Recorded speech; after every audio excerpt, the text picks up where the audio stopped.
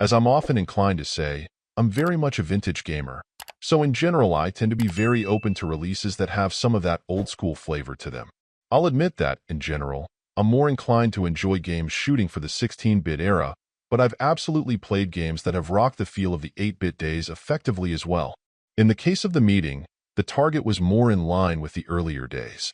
While, to a degree, I can respect the somewhat unique style of play it was shooting for, I can't say I was terribly pleased with the results.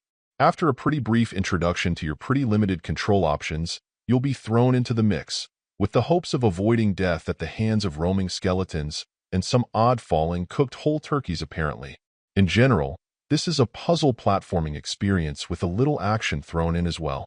Your moves are initially limited to a charge, headbutt, and a jump that you're able to extend by flying, but that's about all the traditional two-button scheme really allows for.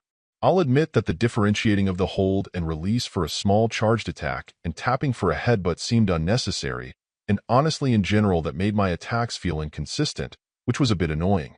Throw in what felt like a lack of precision when you're trying to make small moves, and I felt like I was taking more cheap hits than I should have been.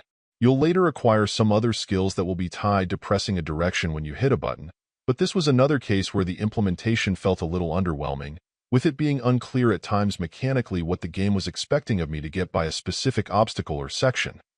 This exacerbated my issues with the puzzle aspect of the game, which tended to try to vary what you'd need to do in any given stage.